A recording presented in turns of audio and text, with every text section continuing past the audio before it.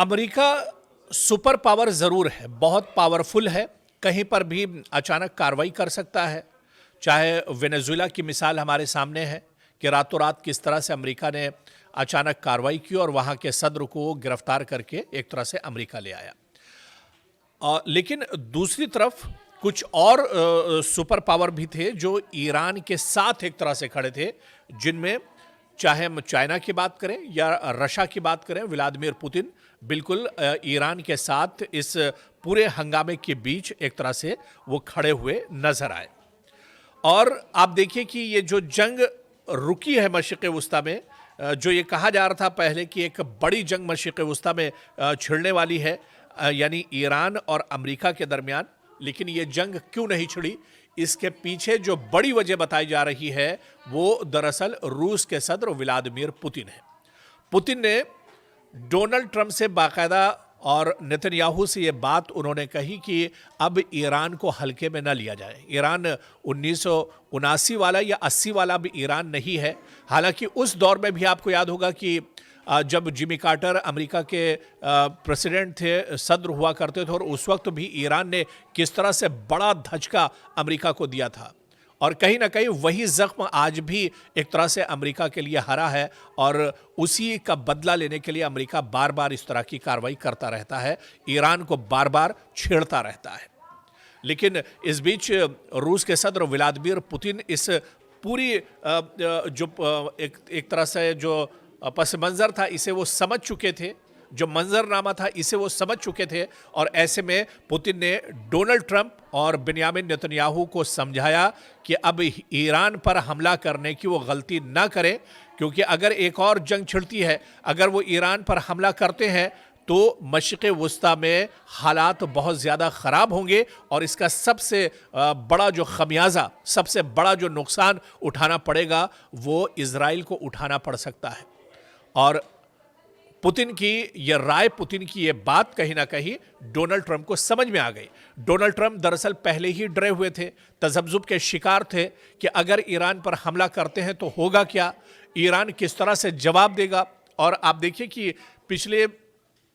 19 दिनों से जिस तरह से एहतजाज ईरान के अंदर चल रहा है, जिस तरह से प्रोटेस्ट चल रहा है, और आपको ये भी पता होगा कि अब ये खबरें भी निकल कर आ रही कि जो लोग अब ईरान से लौट कर आ रहे हैं वो भी ये बता रहे हैं कि ईरान के अंदर जहां पर ईरान के सुप्रीम लीडर, वहां की सरकार, वहां की इंतज़ामिया के खिलाफ लोग आवाज़ उठा रहे हैं, इससे बड़ी तादाद कहीं ना कहीं मौजूद है जो इस्लामी जमहूरिया के हक़ में है, सुप्रीम लीडर आयतुल्लाह अली ख़ामनेई के हक़ में है और वहाँ की सरकार के हक़ में है, जो लोग इससे बड़ी तादाद में आवाज़ उठा रहे हैं। हालांकि सोशल मीडिया या मीडिया इसे कवर नहीं कर रहा है, लेकिन फिर भी, और इसकी सच्चाई कहीं ना कहीं अमेरिका को एक तरह से पता है, पुतिन को पता है, शी जिनपिंग को पता है, और इसी वजह से पुतिन ने पहल की और इस जंग को रुकवाने में उन्होंने बड़ा कदम एक तरह से उठाया। तो ऐसे में ईरान में ये जंग अब एक तरह से थमती हुई ज़रूर नज़र आ रही है। हालांकि इसे भी शक की नज़र से भी देखा जा रहा है, क्योंकि चाहे इजराइल की बात करें या अमेरिका की बात करें, इन पर भरोसा नहीं किया जा सकता है। हो सकता है क्योंकि आप देखिए कि गज़ा में कई बार इस तरह से हुआ कि जंगबंदी का ऐलान इजराइल ने किया और एक तरफ जंगबंदी का ऐलान हुआ, दूसरी तरफ उस जंगबंदी को तोड़ दिया और लगातार हमले करता रहा, लगातार मासूमों का कत्लेआम करता रहा गज़ा में इजराइल। तो ऐसे में इजराइल और अमेरिका पर भरोसा नहीं किया जा सकता है और इसे ईरान भी बखूबी समझ रहा है। इसी वजह से इजराइल की पहली जंग जो 12 दिनों तक चली थी, उस जंग के बाद ईरान ने कहा था कि उसकी मजबूती,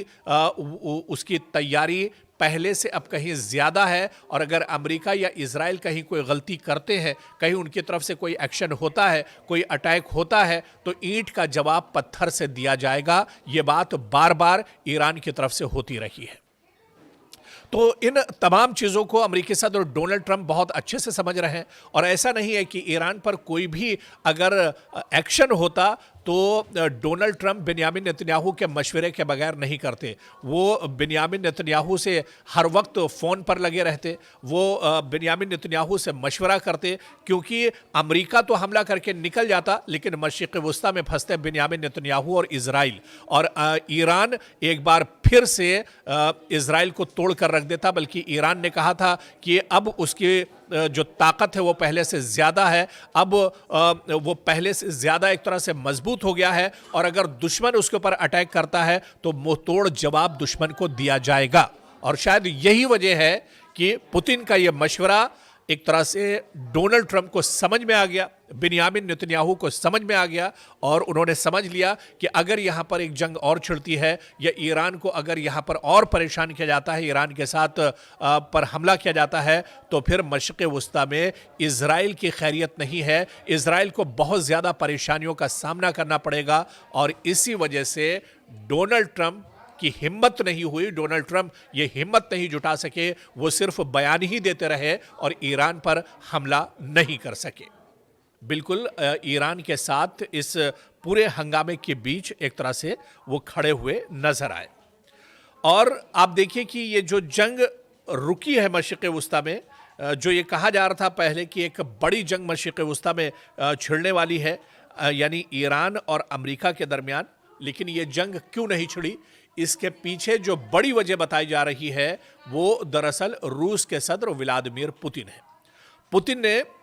डोनाल्ड ट्रंप से बाकायदा और नेतन्याहू से ये बात उन्होंने कही कि अब ईरान को हल्के में न लिया जाए। ईरान 1979 वाला या 80 वाला भी ईरान नहीं है। हालांकि उस दौर में भी आपको याद होगा कि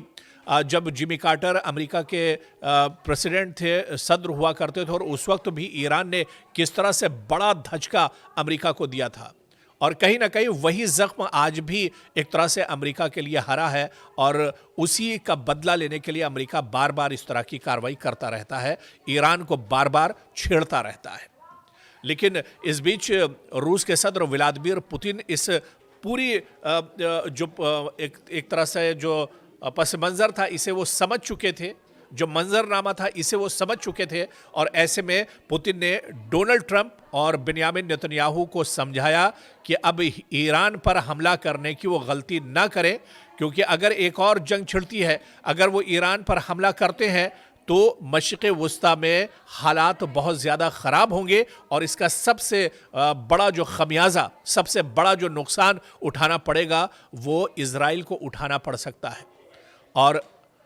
पुतिन की ये राय, पुतिन की ये बात कहीं ना कहीं डोनाल्ड ट्रंप को समझ में आ गई। डोनाल्ड ट्रंप दरअसल पहले ही डरे हुए थे, तज़ब्ज़ुब के शिकार थे कि अगर ईरान पर हमला करते हैं तो होगा क्या, ईरान किस तरह से जवाब देगा। और आप देखिए कि पिछले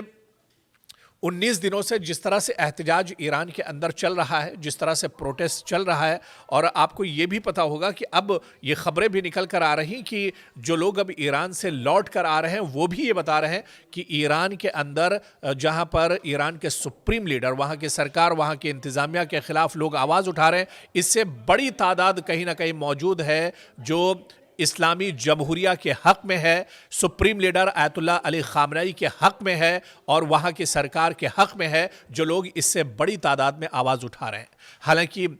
सोशल मीडिया या मीडिया इसे कवर नहीं कर रहा है, लेकिन फिर भी, और इसकी सच्चाई कहीं ना कहीं अमेरिका को एक तरह से पता है, पुतिन को पता है, शी जिनपिंग को पता है, और इसी वजह से पुतिन ने पहल की और इस जंग को रुकवाने में उन्होंने बड़ा कदम एक तरह से उठाया।